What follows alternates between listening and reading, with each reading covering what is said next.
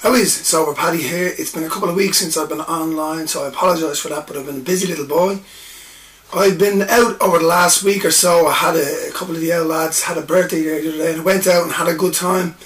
Had a few drinks, had a couple of cocktails, had a glass of champagne, and had one shot.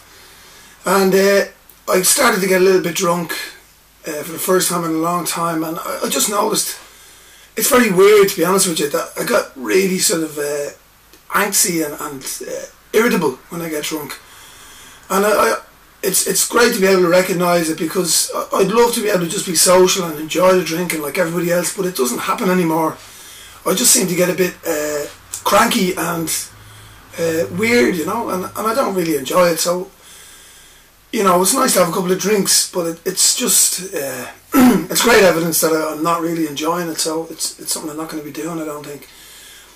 One of the things I wanted to tell you about was whether or not you really should be drinking. I think you can really get a good idea of that or not if you have physical scars to show that you should or shouldn't be drinking.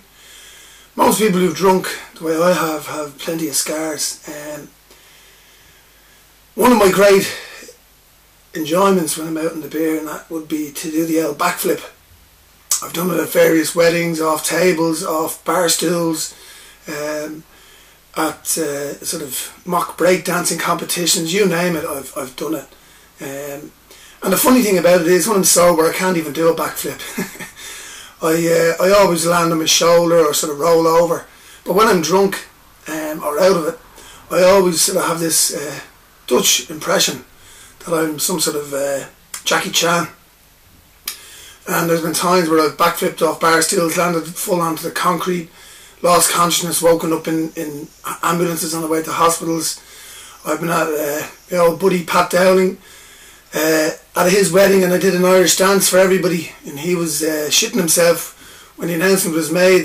The call went up and it said, we'd like everyone to join hands now, and I think we've got a champion Irish dancer here to dance for us. And I was standing beside Pat at the time, and he goes, Jesus buddy, this is great, isn't it? I said, yeah, it is buddy, now stand back and let me on. He goes, don't you even think about going up there.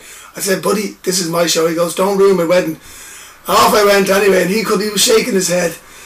And I got up there and I did my best Michael Flatley. I used to do a bit of Irish dancing when I was young fella, and so I could still kick a leg and swing around a bit.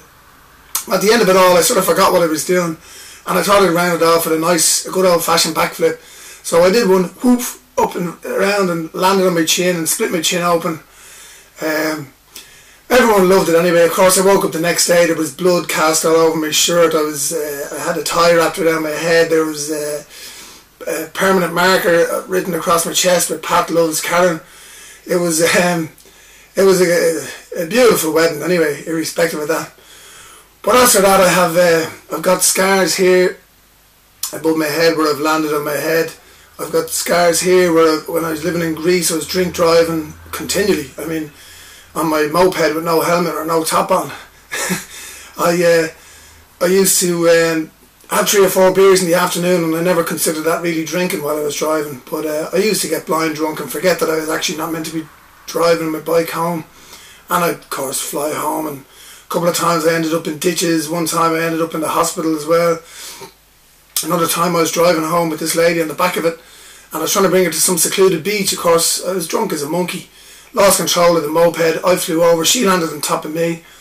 I landed in the gravel on the side of the road, and my shoulder was bent out of shape. I split my head open again that time, and I remember vaguely coming around, and all these guys had stopped in their cars, and I started giving them abuse for trying to give me help. And I woke up the next day in my apartment, and I looked down at my body, and I was naked, and I looked over, and the girl who I tried to bring home was beside me.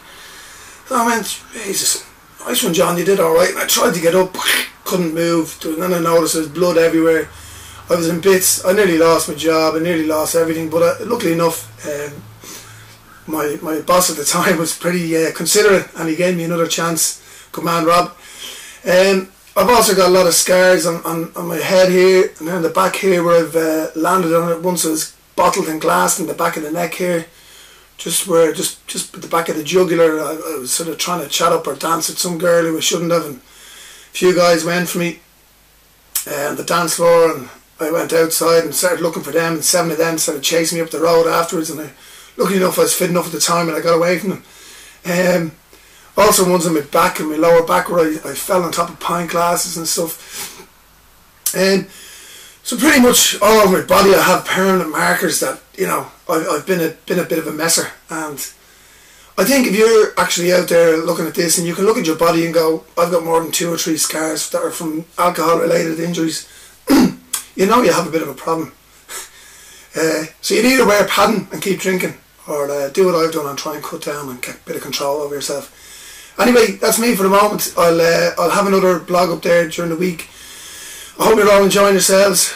Keep it real and get out of the bleeding pub, you shouting gougers.